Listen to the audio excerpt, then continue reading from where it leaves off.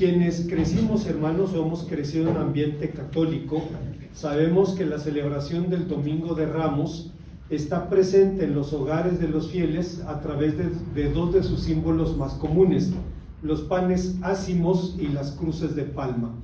Aunque muchos destinan esas cruces para, entre comillas, espantar el diablo en sus puertas y en sus ventanas, y esto nos recuerda que la religiosidad popular es un sustituto barato de la magia. Estos símbolos constituyen, sin embargo, una evocación a la entrada triunfal del Señor Jesús a Jerusalén. La entrada triunfal conmocionó a la ciudad de tal manera que produjo un impacto visual que comunicaba un doble mensaje al pueblo. Presentaba al Señor Jesús como el Mesías prometido y representaba también el último llamado al pueblo a recibirlo como tal. Este era uno de los momentos cruciales del ministerio del Señor Jesús, y el evangelista San Lucas describe la dramática atmósfera que lo rodeaba. Dice que cuando se acercó a la ciudad, al verla, lloró por ella diciendo: si tú también conocieras a lo menos en este día lo que es para tu paz, pero ahora están encubiertos tus ojos, porque vendrán días sobre ti cuando tus enemigos te rodearán con vallado y te sitiarán, y por todas partes te estrecharán y te derribarán a tierra y a tus hijos dentro de ti, y no dejarán piedra sobre piedra, porque no conociste el día de tu visitación. Pero dado que en la Biblia la palabra visitar tiene cuando menos dos sentidos. Tiene el sentido de visitar para bendición y visitar para juicio, como vemos por ejemplo en Génesis 21:1 y también en Éxodo 20:5. Cabe la pregunta: ¿qué debía entender el pueblo con esta visita? ¿Cuáles eran los significados de la entrada triunfal del Señor a la ciudad de Jerusalén? Veamos, hermanos, las respuestas que el texto nos ofrece. Una vez más, hermanos, quienes crecimos en la competencia, quienes provenimos del trasfondo de la religiosidad popular, recordaremos, hermanos, que esta época del año en particular hay una serie de eventos que marcan una diferencia. Por ejemplo, podemos recordar que en este día en particular, el Domingo de Ramos, usted puede ver a la gente cargando cruces de palma tejidas en la calle. Recuerdo que mi abuela compraba panes ácimos que terminaban en el ropero, y después de meses los nietos, por curiosidad, los probamos. Sabían horrible, más, porque es un pan viejo, duro y sin levadura, pero las cruces terminaban en las puertas y en las ventanas para espantar al diablo. Al menos en mi tierra se hacía eso, no sé aquí en Querétaro. El hecho es, hermanos, que marcaba el principio de la Semana Santa, marcaba el principio de una semana del año en particular en la que se recordaba la pasión, la muerte y la resurrección del Señor Jesucristo, y constituye esta fiesta una evocación de este evento en la vida y el ministerio del Maestro. Estamos hablando, hermanos, de los significados de la entrada triunfal, y el texto nos enseña en primer lugar que significa que el Señor Jesús es el Rey prometido. Contra la opinión generalizada en algunos cristianos, al pensar que la petición de Israel a Samuel por un rey implicaba una transgresión, la verdad, hermanos, es que no fue así. Es verdad que Dios le dijo al profeta Samuel, el pueblo convoca a Samuel y le dice: eres viejo, vas a morir pronto, tus hijos no andan en tus caminos, entonces danos un rey. Esto pesó en el corazón del profeta, se sintió desechado, y Dios le dice allá en primer libro de Samuel capítulo 8 versículo 7: no te dé pesar, porque no te desechan a ti, me desechan a mí para que no sea rey sobre ellos. Es verdad que Dios mismo le dijo a Samuel que realmente lo estaban desechando a él, pero la monarquía estaba contemplada en la agenda de Dios. De hecho, está incluida en los 613 preceptos de la ley de Moisés, concretamente en el libro de Deuteronomio capítulo 17. Antes incluso, hermanos, de la recepción de la ley, Dios había revelado al patriarca Jacob que la monarquía que gobernaría su pueblo surgiría concretamente de la tribu de Judá. allá en el capítulo 49, versículo 10 del libro de Génesis, en su discurso de despedida, el patriarca Jacob empieza a bendecir a cada uno de sus hijos, y cuando llega finalmente a hablar de Judá, le dice que no será quitado el legislador ni el cetro de sus manos hasta que venga su dueño, y a él se congregarán todos los pueblos. También debemos recordar, hermanos, que Dios advierte solemnemente en la ley a Israel: cuando hayas entrado en la tierra que el Señor tu Dios te da, y digas, pondré un rey sobre mí, ciertamente pondrás por rey sobre ti aquel a quien el Señor tu Dios haya escogido. Deuteronomio capítulo 17, versículos 14 y 15. Pero una posición de poder y autoridad, como era la del rey, tenía que ser necesariamente motivo de codicia y rivalidades, por lo cual desde sus orígenes la monarquía hebrea fue presa de infinitas vicisitudes.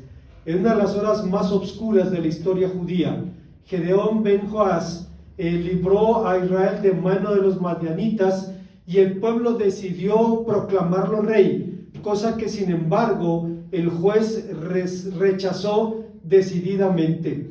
Gedeón desechó esta oferta con la convicción de que había un solo rey, un verdadero rey sobre Israel, y era precisamente el Señor. Y lo dice de manera solemne: no señorearé yo sobre vosotros, ni mi hijo, ni el hijo de mi hijo, sino que el Señor señoreará sobre vosotros. Estamos hablando de una época muy temprana en la historia de la revelación, pero es claro que Gedeón tenía el entendimiento de que el único que podía gobernar a Dios, el único que podía declararse rey de él, era precisamente el Señor. Gedeón engendró un hijo, a quien puso por nombre Abimelech, que significa mi padre, es decir, Dios es el rey. Ese nombre se convierte en la declaración de fe de Gedeón. Al ponerle este nombre a su hijo, le está recordando a la nación que la nación ya tiene un rey, y que era su padre, es decir, era Dios.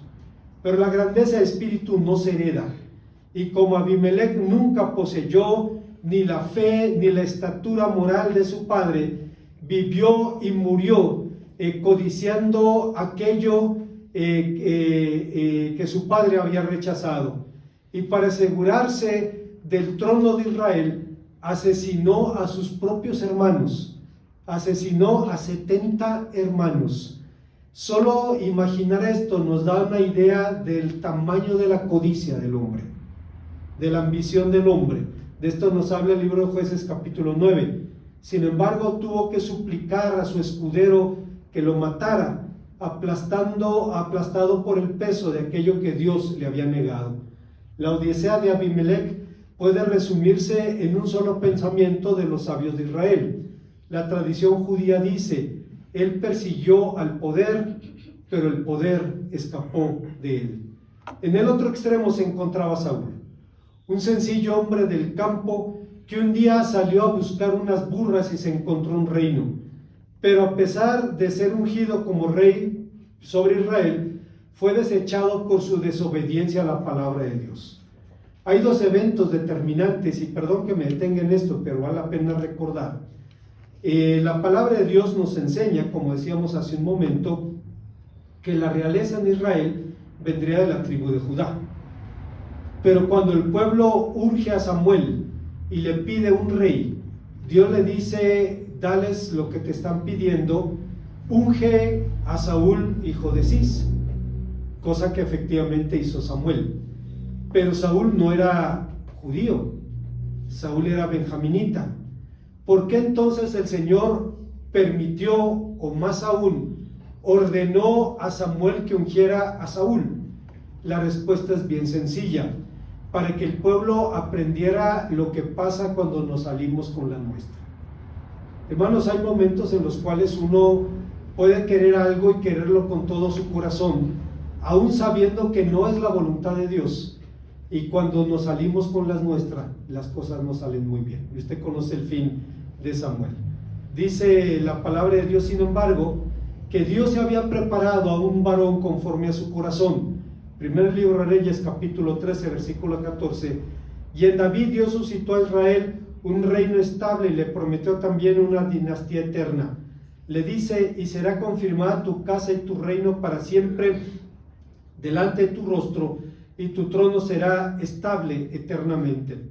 En la historia de la salvación, este era un momento importante, tan importante como aquel cuando en Génesis 12 Dios llamó al patriarca Abraham para hacer benditas en él todas las familias de la tierra. Sin embargo, apenas una generación después de la muerte de David, el reino fue dividido, fue erosionado por la decadencia y la corrupción, y en lo sucesivo, solo unos cuantos reyes piadosos existieron, y la mayoría de ellos solamente aceleraron la destrucción de la nación. David soñaba con que su simiente, con que aquel descendiente suyo que heredara el trono de su casa sería como el resplandor del sol, como dijo en su discurso de despedida en 2 Samuel 23, pero Sedequías, su último sucesor, despertó de un sueño a una pesadilla. El último heredero de David vio cómo sus hijos fueron degollados delante de él antes de que sus propios ojos fueran cegados, para de esa manera conservara, esa fuera la última visión que conservara en el mundo. Este parecía el fin, hermanos, de la dinastía a la que Dios le había prometido un reino eterno, de modo que frente al innegable colapso de la monarquía judía, Eitán Ezraíta preguntaba desolado ya en el Salmo 89, ¿quién es el hombre que vivirá y no verá la muerte? Él había visto que los reyes iban y venían, se levantaban y morían, y algunos en situaciones catastróficas, y en algún momento, en un osado salto de fe, preguntó quién es el hombre que vivirá y no verá la muerte. Con estas palabras el salmista soñaba con un rey diferente, con uno que no estuviera sujeto a las vicisitudes y la transitoriedad. Y este Salmo 89 es un salmo en donde el salmista está desconcertado, porque recuerda que Dios juró una dinastía eterna a Israel. Agustín de Hipona, uno de los más grandes de los más grandes pensadores de la antigüedad cristiana,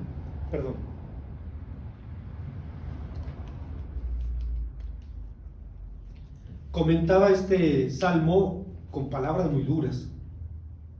Decía: pareciera que el que prometió esa dinastía era uno y el que la destruyó fuera otro. Pero fuiste tú, quien ante la duda humana jurabas. Y preguntaba a Agustín de Hipona, ¿cómo entender esta situación? Terminó diciendo que Dios anuló en David la promesa para que al ver que no se cumplió, buscasen a otro que le diese cumplimiento. De manera que, precedido por el testimonio de su ministerio, sus enseñanzas, sus señales, las manifestaciones de su poder, el Señor Jesús entró en Jerusalén presentándose como el cumplimiento de la promesa. Esto dio pie a una delirante excitación del pueblo que al menos por ese momento lo clamaba como Salvador. Sin embargo, semejante clamor ofendió a sus líderes, pues implicaba una odiosa alusión mesiánica. Aún así, tan grande era la conmoción del pueblo que se cifra, hermanos, con una palabra griega muy interesante. Dice que el pueblo clamó de tal manera que parecía un sismo. Es la palabra griega para un temblor de tierra. Parecía un sismo, parecía que la tierra estaba temblando. El Señor fue proclamado por su nombre, Hijo de David, y por la expresión Hosanna, que significa sálvanos por favor. Aunque estrictamente hablando, Hosanna era una súplica, se convirtió en una alabanza. No se trataba de una adulación a fin de que mostrara su mesianismo, sino una exaltación, todavía inconsciente, aquel que estaba precisamente por librar a su pueblo. Hay una segunda enseñanza que encontramos en este pasaje. La entrada triunfal del Señor significa que el Señor es el Rey de la paz. Alguien dijo, creo yo de manera acertada, que un pueblo puede aprender más durante un mes de guerra que durante 10 años de paz. La guerra nos enseña a sobrevivir en el presente, encarece las lecciones del pasado y puede llevarnos a soñar con algo que vale la pena esperar en el futuro. Y esto también es válido para las epopeyas de la Biblia. Hubo dos acontecimientos que le dan sentido a la profecía de Zacarías: el retorno de David a Jerusalén tras la rebelión de Absalón y la futura invasión de Alejandro el Grande a Palestina. Sobre el primer evento, a su regreso a Jerusalén, David resistió los reclamos de venganza de sus fieles, quienes demandaban la sangre de los traidores. Tal vez usted recuerde, cuando Absalón se rebela, una facción del ejército se unió a Absalón. Algunos de sus comandantes, incluso el más grande de los consejeros de David, llamado Ahitofel, se pasaron del lado de Absalón. Cuando Absalón es derrotado, y allí, hermanos, la Biblia no es muy explícita al decirnos cómo obtuvo la victoria David. Dice el texto que simplemente los comandantes de David diseñaron la batalla para que fuera en los bosques de Efraín.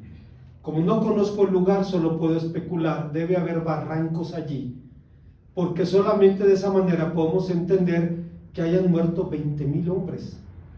Cayeron emboscadas, seguramente en barrancos, y el hecho es que murieron 20,000 hombres. Y usted conoce la historia de Absalón.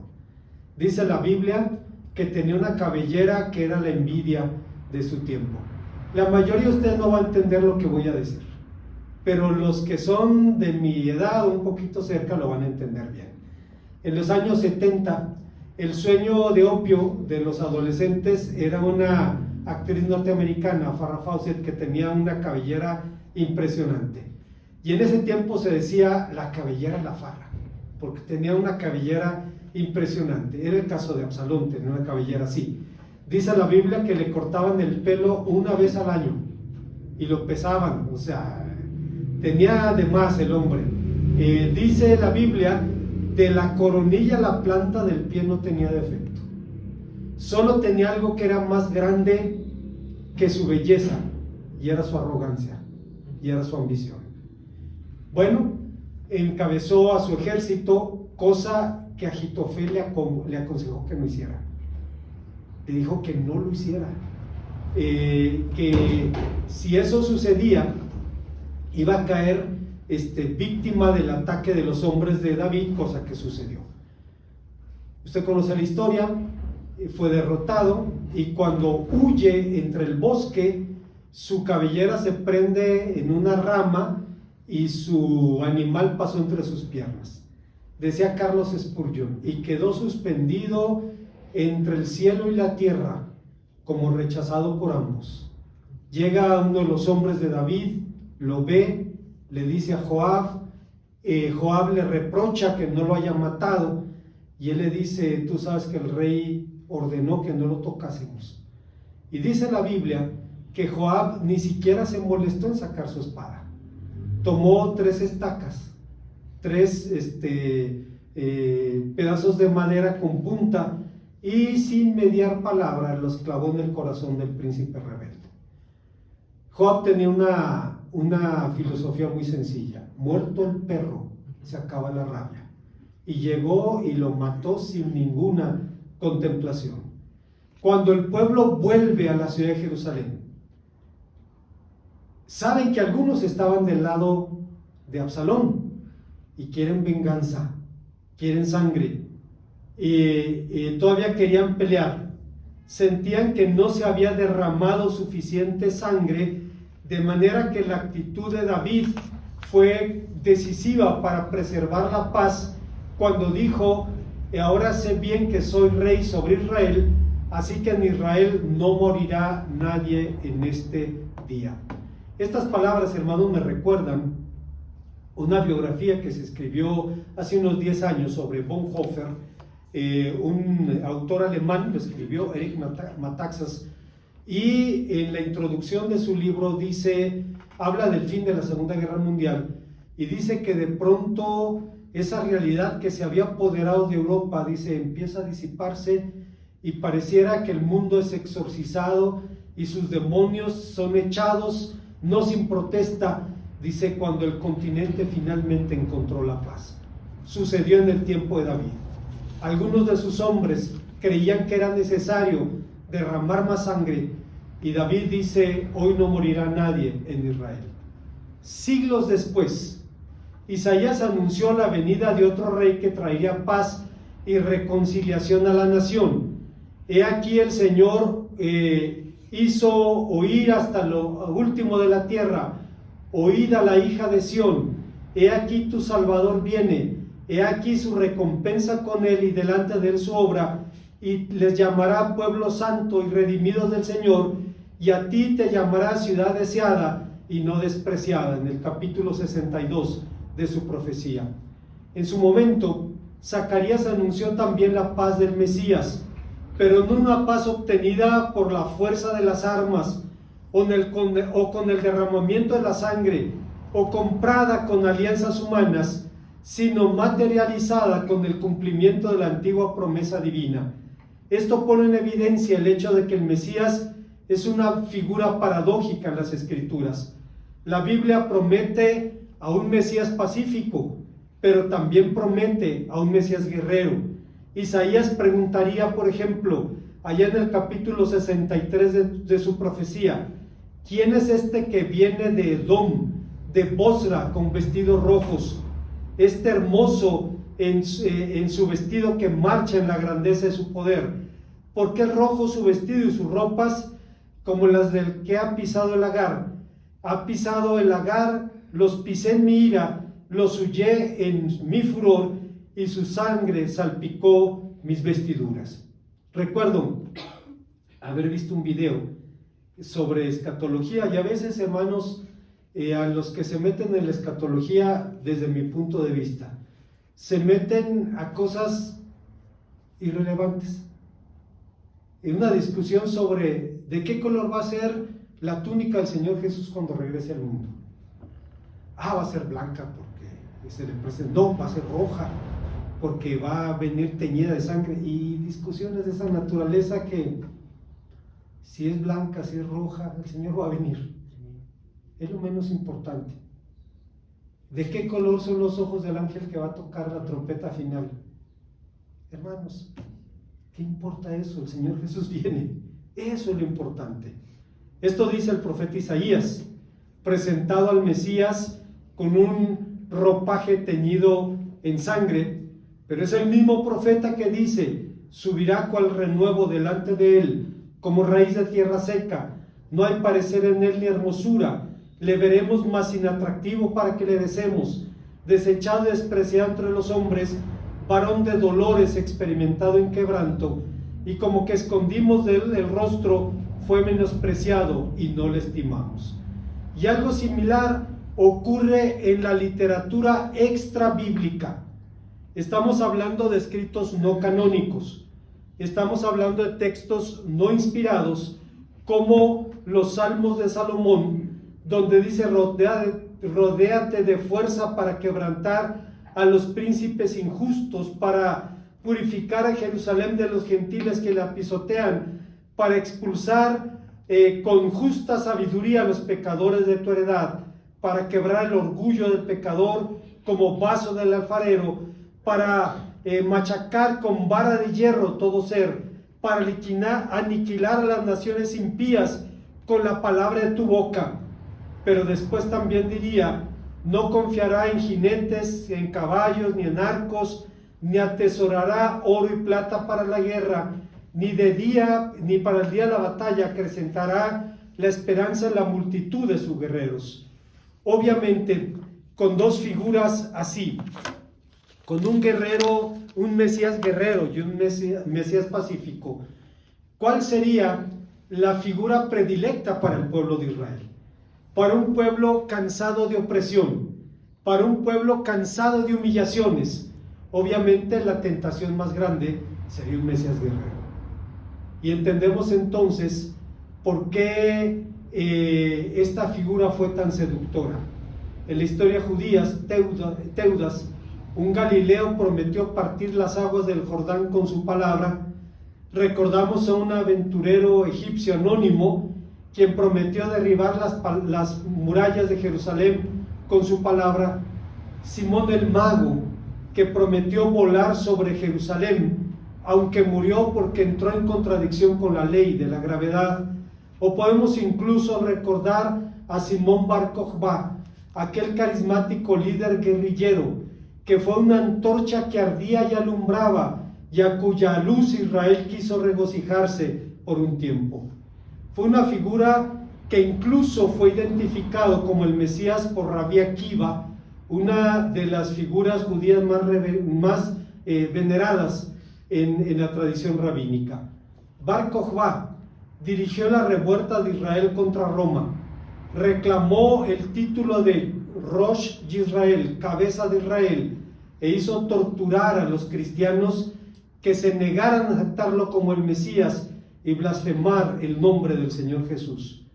Pero tras su muerte, el desilusionado pueblo judío cambió su nombre mesiánico, Bar Kokhba, hijo de la estrella, por Bar Kosiba, que significa hijo de la mentira. Pero su muerte significó más que una desilusión para Israel, significó la destrucción de la nación. Israel desapareció como nación, no como pueblo, pero como nación sí. Todos estos falsos cristos trataron con la violencia o con la mentira de llenar la medida de su mesianismo espurio. En contraste, ciñéndose a los criterios de la ley, con su ministerio, mensaje y señales, el Señor Jesús estaba demostrando que era el prometido príncipe de la paz. Hay una tercera y última enseñanza en este pasaje. Estamos hablando de los significados de la entrada triunfal y el texto nos enseña, con ese hecho, que el Señor Jesús es el Salvador. A la luz del monoteísmo hebreo, solo Dios podía ser rey sobre Israel. Esto llevó, hermanos, un grupo judío radical, los celotes, a proclamar una confesión de fe que solo tenía 3 artículos. No hay más rey que Dios, no hay más ley que la de Moisés, y no hay más tributo que el del templo. Esta fue la convicción que también llevó a Gedeón a decir: no seré señor sobre vosotros, ni mi hijo os señoreará, sino que el Señor señoreará sobre vosotros. Jueces 8:23. Seguramente fue también la causa de que la monarquía fue en Israel una institución tan tardía. Si usted recuerda, en tiempo del patriarca Abraham ya existían monarquías, ya existían reyes. Abraham llega a un lugar donde conoce a Abimelech, rey de Gerar. Ya había reyes en el tiempo de Abraham. Los hebreos tuvieron su monarquía hace 3000 años, muy reciente, y seguramente fue por esa convicción espiritual de que solo Dios era rey sobre Israel. Bueno, una vez consolidada la conquista de la tierra prometida, y ante la necesidad de asegurar la heredad, Israel dirigió seriamente su mirada a la monarquía, pero el rey hebreo no podía ser como los otros reyes. Tenía que ser un regente de Dios, tenía que ser el guardián del amor de Dios por el derecho, el salvador de la nación. Sobre el primer deber, el rey supremo era Dios, pero su regente era el rey.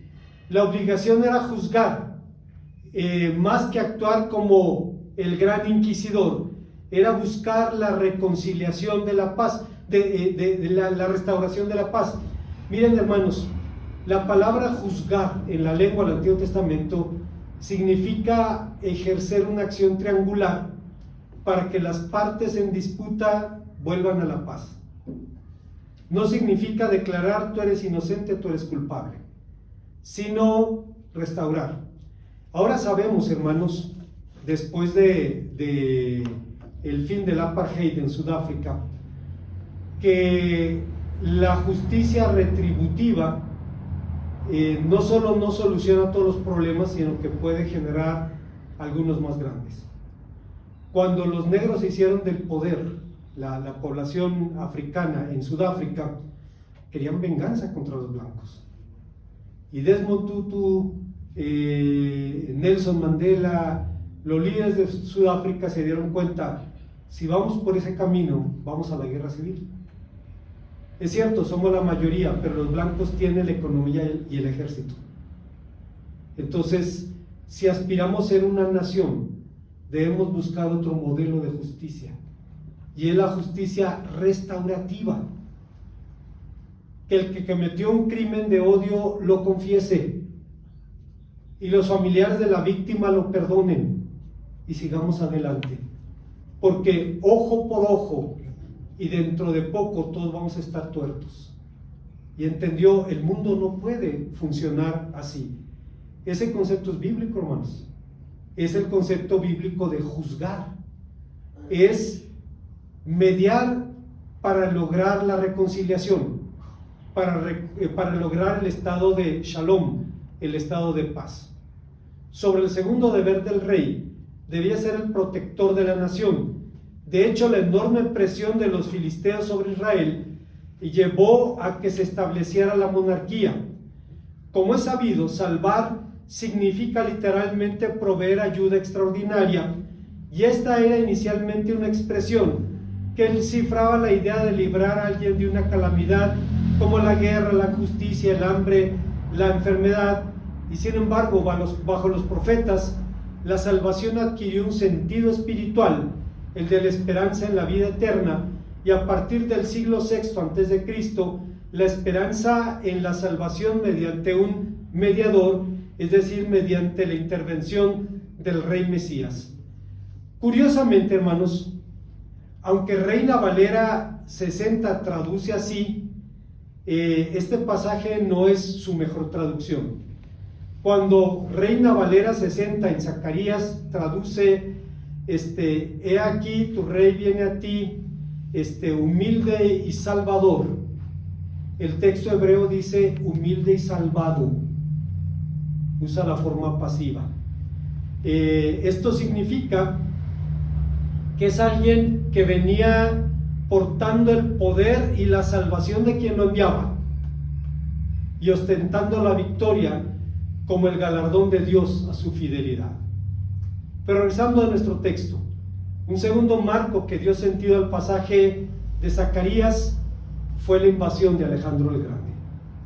En 10 años llegó de Macedonia a la India. En 10 años. Sus enemigos eran los persas, que tenían una base naval en el puerto de Tiro. Y entonces, antes de atacar a Persia, era necesario destruir su base naval para no ser atacados por las espaldas. Llegó a Tiro, pero Tiro era una fortaleza inexpugnable. Realmente eran dos ciudades. Una estaba en el continente y otra estaba en el mar, era una isla. Pero las murallas de Tiro llegaban al rompeolas. Allí se estrellaban las olas del mar. No era posible desembarcar en el lugar. Y entonces Alejandro, como el genio militar que era, sin saberlo dio cumplimiento a la palabra de Dios. El profeta había dicho que Tiro sería destruida, que sus escombros serían arrojados al mar y la ciudad se convertiría en tendedero de redes.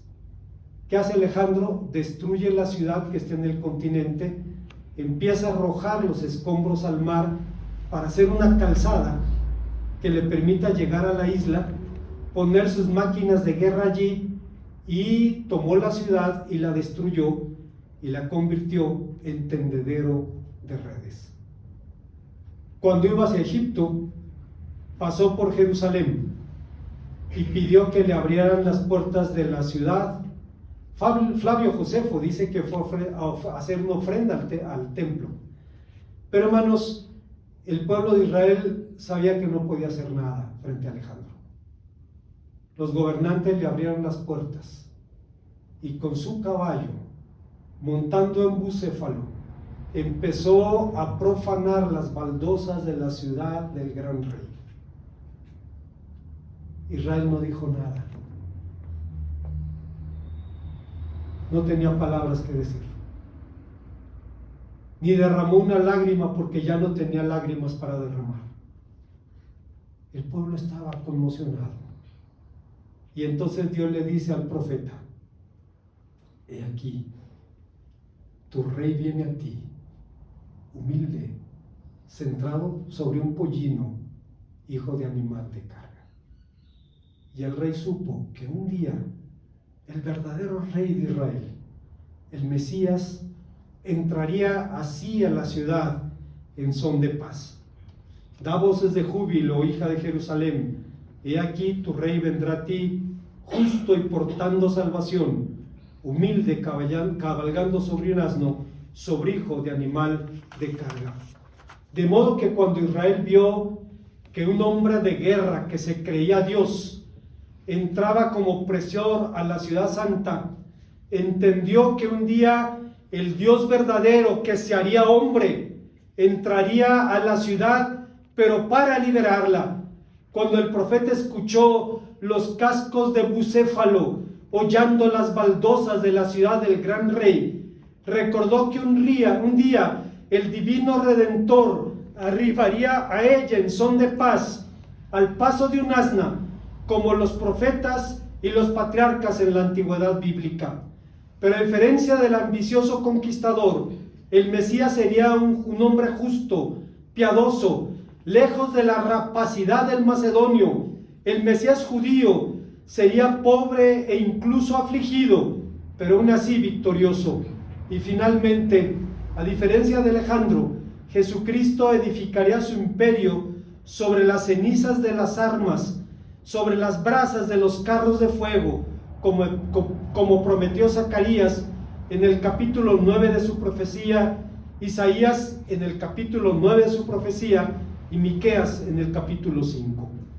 Como conclusión, resulta sintomático que algunos primitivos intérpretes cristianos vieran en la entrada triunfal del Señor a Jerusalén algo más que el cumplimiento de una antigua profecía.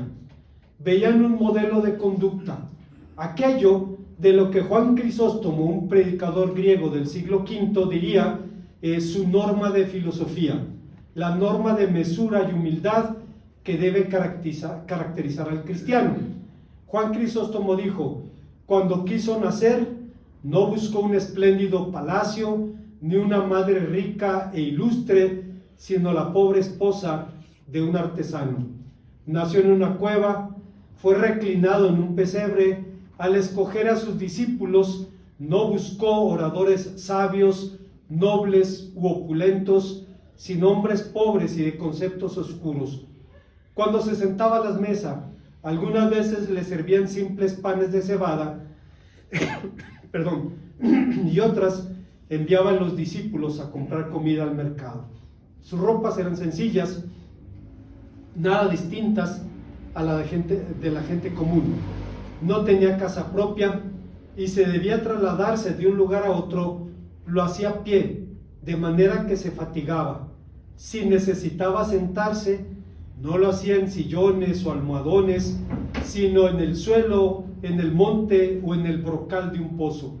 Hasta para enseñarnos en la medida del dolor, cuando lloró, lo hizo moderadamente, marcándonos norma y límites para todo. Es claro que desde las profecías del Antiguo Testamento hasta los relatos evangélicos, el Mesías es una figura paradójica, aparentemente contradictoria, un guerrero victorioso y un siervo sufriente. Así que cabe la pregunta, ¿cómo podemos conciliar estas dos visiones del Mesías? La respuesta es simple: la profecía no distingue entre las dos venidas de Cristo.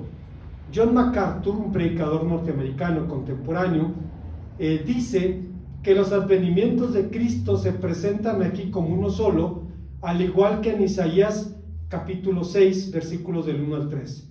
De hecho, Zacarías 9:9 se refiere a su primer venida, mientras Zacarías 9:10 a su segunda venida. Los profetas no veían un tiempo prolongado entre ambas venidas. Es verdad, un rey salvador y pobre sería algo tan contradictorio como la entrada triunfal a las esperanzas judías de su tiempo. El misterio de la grandeza y de la bajeza del Mesías no se develaría hasta la llegada de Cristo. En síntesis, la entrada triunfal del Señor Jesús implicó un doble mensaje: su presentación como el Rey de la promesa y su última invitación al pueblo a recibirlo como tal. Para Israel, este era su día, el día de su visitación, el día cuando Dios se acercó para revelar su salvación, pero también el día a partir del cual semejante revelación se convirtió en una responsabilidad inapelable, la responsabilidad de recibir o rechazar con todas sus consecuencias al único al Salvador de Israel y del mundo. Hace un momento, hermanos, que hablaba o citaba a John MacArthur, vino a la memoria del servidor una anécdota que contaba el hermano Bruce Kyle. Es un hombre que está con el Señor, murió de cerca de 85 años, hace varios años ya. Y él contaba que en la iglesia donde él creció, él convivió con John MacArthur. Decía, mi mamá trabajaba en el departamento de cuna, dice, y cuidaba a John MacArthur cuando era niño. Dice, pero hubo un incidente. Dice, John MacArthur era muy inquieto, y a la hora que su mamá fue a recogerlo, y la mamá de Bruce lo traía en brazos, dice, el niño saltó de una mujer a la otra y cayó en medio. Dice, mi mamá se quería morir. Y la mamá de MacArthur dijo, hermana, no se preocupe, le hace eso todo el tiempo. Ustedes saben que John MacArthur es un hombre erudito, pero tiene una posición muy rígida respecto a la participación de las mujeres en la vida de la iglesia. Tengo una sospecha de dónde viene eso, ¿no? Tengo una sospecha de que una experiencia lo marcó y marcó su actitud frente a las mujeres. No lo sé, es una suposición mía. Lo cierto, hermanos, es que lo que MacArthur dice es verdad. Él dice, en la Biblia no se distingue una primera y segunda venida.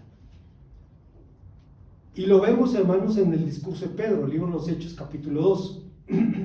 Viene el Espíritu Santo, los cristianos empiezan a hablar en lenguas y Pedro cita la palabra de Dios. En los días postreros, dice Dios, derramaré mi espíritu sobre toda carne, vuestros hijos, vuestras hijas profetizarán, vuestros ancianos verán visiones, vuestros ancianos soñarán sueños. Sucederá antes del día grande y terrible del Señor, el sol se convertirá en tinieblas, la luna en sangre. Lo que Pedro dice, una parte se cumplió, la otra todavía no. Esperamos el día del Señor. Entonces, no hay tanto problema con eso. Y hermanos, la naturaleza de la lengua del Antiguo Testamento ayuda a manejar esto. En la lengua del Antiguo Testamento, perdón que hable con esto y termino con esto, hay dos tiempos gramaticales, el perfecto y el imperfecto. El perfecto define una acción terminada, el imperfecto una acción en proceso. No hay pasado, no hay presente, no hay futuro, es perfecto o imperfecto. No importa si es hoy, mañana, pasado mañana, si Dios prometió algo se va a cumplir, punto, no importa cuándo. Y si Dios hizo algo en el pasado, es obra divina que no va a cambiar. Entonces, desde esa mentalidad, el tiempo no importa tanto. El judaísmo ortodoxo tiene una declaración, la escribió Maimónides: creo con fe ciertísima que el Mesías vendrá, aunque aunque tarde, ciertamente llegará, no importa el tiempo. Y lo mismo ocurre para nosotros. El Señor vino una vez, va a venir una segunda vez, y en este ínter debemos empezar a vivir aquí y ahora como viviremos allá y entonces. Oremos al Señor. Gracias, Padre, por tu palabra, porque nos permite recordar la fidelidad de tus promesas. Nos has dado la bendición de ver el cumplimiento de muchas de ellas y esperamos solo el cumplimiento de la consumación de tus propósitos eternos para la humanidad. Mientras llegue ese día, permítenos vivir a la altura de la vocación a la que nos has llamado. Te lo rogamos en el nombre de Cristo. Amén.